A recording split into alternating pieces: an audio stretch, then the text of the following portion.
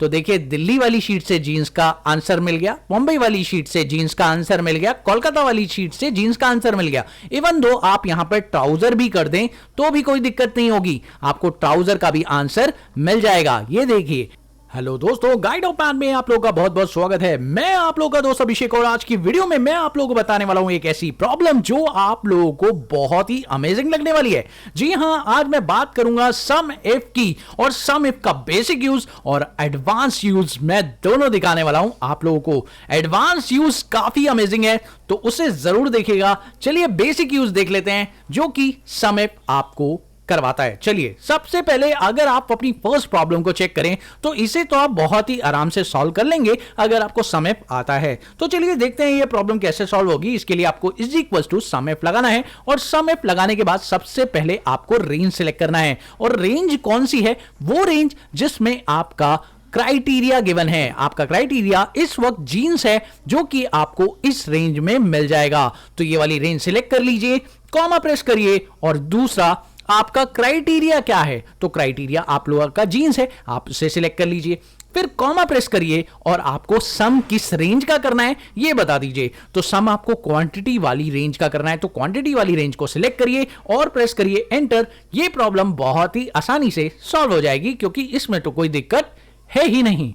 लेकिन दोस्तों अब आती है समस्या। समस्या क्या है? यहां पर मैं आपको बताना चाह रहा हूं, यहां पर है एक बहुत बड़ी समस्या और वो ये है कि आपका डेटा यहां अवेलेबल ही नहीं है। ये क्या है दिल्ली, ये क्या है जीन्स और ये क्या है क्वांटिटी। जी हां, अब आप देखिए मैंने डेटा को पहुंचा दिया है दिल्ली वाली शीट पर, मुंबई वाली शीट पर और कोलकाता वाली शीट पर। जी हां, अब दोस्तों करना क्या है? जैसे ही मैं शीट को चेंज करूं, जी हां, अगर मैं यहां पर ऑप्शन चेंज करूं तो मेरा आंसर भी चेंज होना चाहिए। यानी अगर मैं यहां पर दिल्ली वाली शीट को सिलेक्ट कर रहा हूं तो जीन्स का जो टोटल है वो दिल्ली वाली शीट से वो कंसीडर करे। ओके, समझ गए मेरी बात? अगर मैं यहां पर मुंबई वाली शीट क्लिक करूं तो भाई मुंबई का वाली शीट से जीन्स का टोटल दिखाए। वाह, ये कैसे हो सकता है? This is very very complicated problem. जी हाँ, यहां यूज करेंगे सम इफ का एडवांस तरीके से। और अगर कोलकाता वाली शीट चेंज कर दो तो भैया यहां पर स्टेट अगर आपने कोलकाता चेंज कर दिया है तो जीन्स का अब टोटल कोलकाता वाली शीट से दिखाई देगा।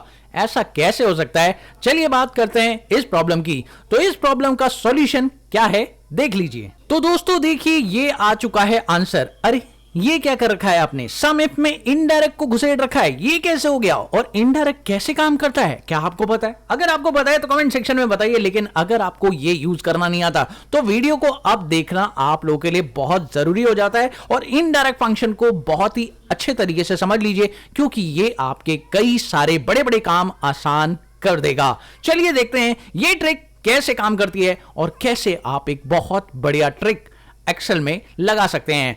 तो लेट्स सी, सबसे पहले बात करते हैं इनडायरेक्ट की। तो यहां पर अगर इनडायरेक्ट फंक्शन को आप लगाएं तो यहां पर कोई भी सेल का रेफरेंस अगर आप लेते हैं तो वो डायरेक्टली लेने पर आपको एरर देगा। जी हां, अगर मैं इस सेल में 88 चाहता हूं कि 88 इस सेल में लिखा जाए तो अगर किसी सेल को आप डायरेक्ट सिलेक्ट कर लेंगे तो बेसिकली वो एरर दे देगा क्योंकि फॉर्मूले का नाम इनडायरेक्ट है। अब ये काम कैसे करता है चलिए मैं आपको बताता हूं।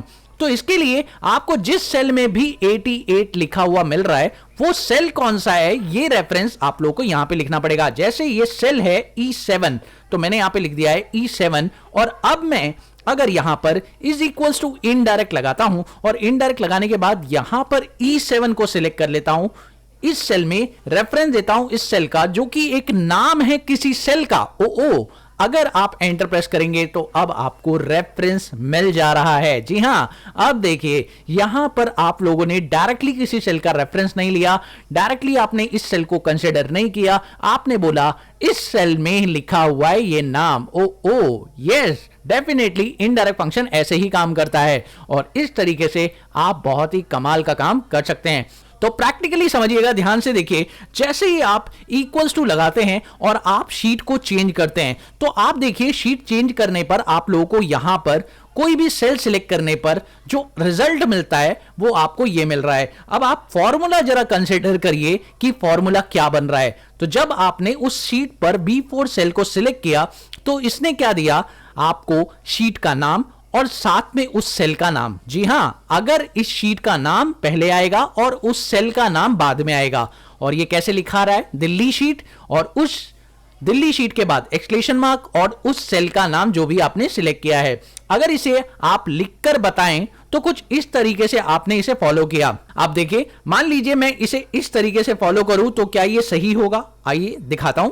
मैंने इक्वल्स टू प्रेस किया और मैंने इस सेल को सिलेक्ट किया और उसके बाद क्योंकि आपको दिख रहा है कि इसके पीछे एक्सक्लेमेशन मार्क लगा हुआ है तो आप इधर लिख दीजिए एंड जो कि ज्वाइन करता है किसी वर्ड को, तो आप एंड लिखकर यहां पर एक्सक्लेमेशन मार्क लगा दीजिए और पीछे उस सेल का नाम लिख दीजिए जो कि यहां पर आप लिखना चाहते हैं। जैसे B4 मैंने लिख दिया है और वो इन्वर्टेड कॉमा के अंदर डाल दिया, तो एंड आपके दो शब्दों को ज्वाइन करेगा, जिसकी वजह से आप देखिए इस सेल में क्या लिखा रहा है, कोलकाता B4। लेकिन अगर यहां पर आप चेंज करके दिल्ली करेंगे तो आप देखिए बिल्कुल सेम नाम ऊपर वाले सेल का यहां पे भी लिखा रहा है ना कमाल की चीज। तो ये तरीका अगर आप यूज करते हैं तो आप लोग काफी अमेजिंग तरीके से काम कर सकते हैं। और अब इसको अगर आप इनडायरेक्ट में डाल दें तो देखिए क्या होने वाला है। अगर आप इस फॉर्मूले को इनडायरेक्ट के अंदर भर दें तो आप देखिए अब मैजिक हो जाएगा। ब्रैकेट क्लोज करेंगे, एंटर प्रेस करेंगे और ये देखिए उस सेल का आंसर आ गया। लेकिन अगर आप इसे इक्वल लगाकर डायरेक्टली लेने की कोशिश करते तो आंसर नहीं आता। चेक करिएगा, मैं इसे इक्वल के साथ डायरेक्टली लिख देता हूं और अगर मैंने इसे डायरेक्टली लिखा तो आंसर नहीं आ रहा है। इस सेल में तो सिर्फ फॉर्मूला लिखा आ रहा है, आंसर नहीं आ रहा है उस सेल से शीट बदलकर।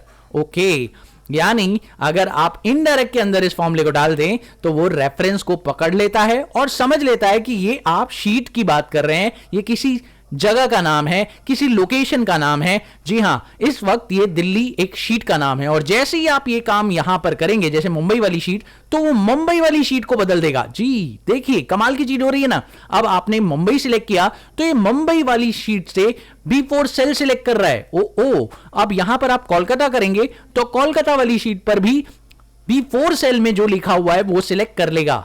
समझ गए आप लोग? चलिए अब इसे लाइव प्रैक्टिकली देखते हैं इसके अंदर कैसे काम कर रहा है। तो आपको पता है कि सम इफ लगाते हैं हम लोग फॉर्मूले के अंदर और सम इफ में रेंज सबसे पहला हमारा पॉइंट होता है।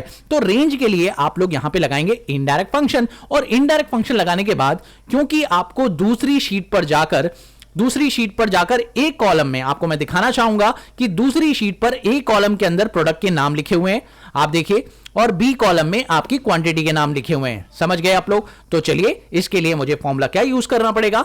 यहां पर हम लगाएंगे सम इफ और सम इफ के अंदर हम लोग लगाएंगे इनडायरेक्ट। और इनडायरेक्ट लगाने के बाद सबसे पहले हम लोग को यहां पे सिलेक्ट करना है, क्योंकि दूसरी शीट की बात कर रहा हूं मैं, तो यहां पर इस सेल को सिलेक्ट कर लीजिए और एंड लगाइए। एंड लगाकर इन्वर्टेड कॉमा में आप लिखिए एक्सक्लेमेशन मार्क और उसमें क्योंकि आप लोगों को यहां पर सबसे पहले रेंज बतानी है तो रेंज आपकी ए कॉलम के अंदर है, तो आप यहां लिख दीजिए ए कॉलम, पूरा का पूरा ए कॉलम ही लिख दिया मैंने यहां पर और ब्रैकेट इन्वर्टेड कॉमा लगाया, ब्रैकेट क्लोज कर दिया, तो मेरा रेंज कंप्लीट हो चुका है दोस्तों। ठीक है, आप लोगों को समझ में आ गया। यहां पर रेंज तो मैंने सिलेक्ट कर लिया है, अब ये रेंज बदलता रहेगा। जैसे ही कोलकाता को मैं बदल कर दिल्ली कर दूंगा तो ये दिल्ली वाली शीट से ए कॉलम लेगा। ठीक है, कॉमा प्रेस करते हैं और आपका क्राइटेरिया यहां पर लिखा हुआ है जीन्स, वो आपने सिलेक्ट कर लिया है। कॉमा प्रेस करेंगे और उसके बाद आप बताएंगे सेम फॉर्मूला, लेकिन इस बार आप लोगों को बी कॉलम सिलेक्ट करना है, क्योंकि आंसर जो है जिसका आपको सम करना है वो कौन से कॉलम में है, वो आपको बी कॉलम में मिलेगा। तो बस आपको इस सेल को सिलेक्ट करना है और यहां पर बी लिख देना है, खत्म, तो आपका काम हो जाएगा। यहां पर बी लिखिए क्योंकि अब जो सम आपको करना है वो बी कॉलम से करना है और ब्रैकेट क्लोज करिए and then press enter. You see that the magic is there और अब आपके पास सम रेंज आपने सिलेक्ट कर ली ए कॉलम से पूरा, क्योंकि ए कॉलम उस शीट पर, और क्राइटेरिया आपने इसी शीट से सिलेक्ट किया है तो इसलिए आपने सिलेक्ट कर लिया। सम रेंज आपने बी कॉलम से सिलेक्ट किया है तो बी कॉलम का रेफरेंस दे दिया यूजिंग दिस सेल। और अब अगर आप इस सेल में चेंज करेंगे दिल्ली, तो देखिए दिल्ली वाली शीट से जीन्स का आंसर मिल गया, मुंबई वाली शीट से जीन्स का आंसर मिल गया, कोलकाता वाली शीट से जीन्स का आंसर मिल गया। इवन दो आप यहां पर ट्राउजर भी कर दें तो भी कोई दिक्कत नहीं होगी, आपको ट्राउजर का भी आंसर मिल जाएगा। ये देखिए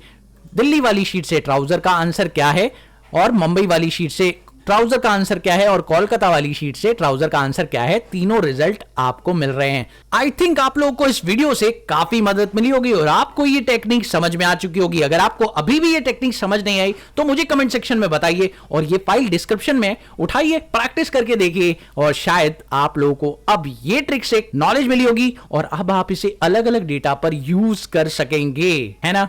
कमाल के ट्रिक। मिलते हैं अगली वीडियो में एक और नए कंटेंट के साथ, तब तक के लिए देखते रहिए, सीखते रहिए गाइड ऑफ मैथ।